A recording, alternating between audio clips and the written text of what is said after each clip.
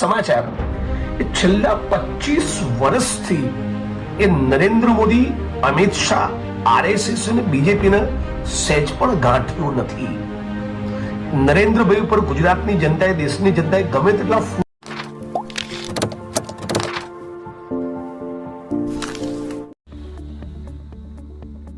Subscribe now and press the bell icon. Never miss an update.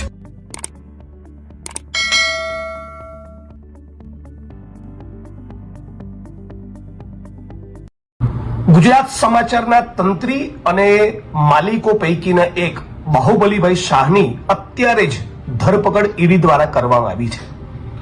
તાજેતરમાં જ ઈડીએ દરોડો પાડ્યો, ઇન્કમટેક્સે inquiry કરી અને કઈ જૂના બધા પ્રકરણો ખોલ્યા છે.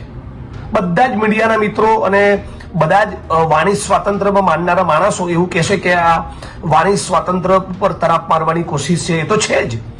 આ દેશના બંધારણ ઉપર એક પ્રકારનો હુમલો છે, વાણી સ્વાતંત્ર્ય પર હુમલો છે, વ્યક્તિ સ્વાતંત્ર્ય પર હુમલો છે. ફ્રીડમ જે મીડિયાને એક સ્વાભાવિક રીતે જ મળવી જોઈએ, એક લોકતંત્રના ચોથા પ્રહરી તરીકે સવાલ પૂછવાની, આકરા સવાલ પૂછવાની એ સ્વતંત્રતા જે છે મીડિયાની, એની પર તરાપ છે. પણ એનાથી વિશે શું કહેવા માંગુ છું કે ગુજરાત સમાચાર એ છેલ્લા 25 વર્ષથી એ નરેન્દ્ર મોદી, અમિત શાહ, આરએસએસ અને બીજેપીને સહેજ પણ ગાંઠ્યું નથી. નરેન્દ્રભાઈ ઉપર ગુજરાતની જનતાએ, દેશની જનતાએ ગમે તેટલા ફૂલડા વેર્યા હોય, પણ મગનું નામ મરી પાડીને રાત દિવસ પાને પાને એક સ્ટોરીમાં એન્ટી એસ્ટાબ્લિશમેન્ટ એલિમેન્ટ સાથે કોઈએ લખ્યું હોય સાતત્યપૂર્વક, એ ફક્ત ગુજરાત સમાચાર છે.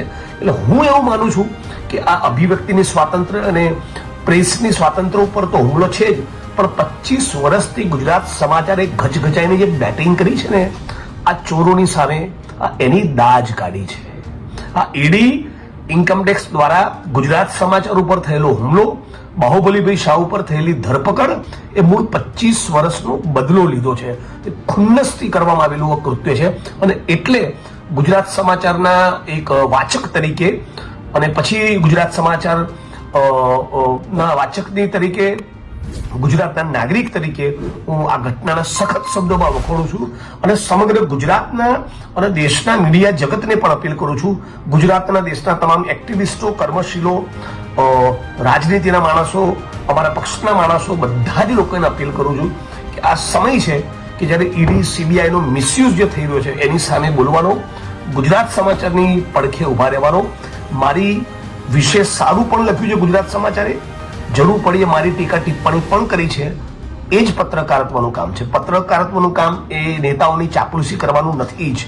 એમને તીખા સવાલો પૂછવાનું છે, આકરા સવાલો પૂછવાનું છે, એમની એકાઉન્ટેબિલિટી, જવાબદારી ફિક્સ કરવાનું છે. આ કામ ગુજરાત સમાચારે કર્યું છે.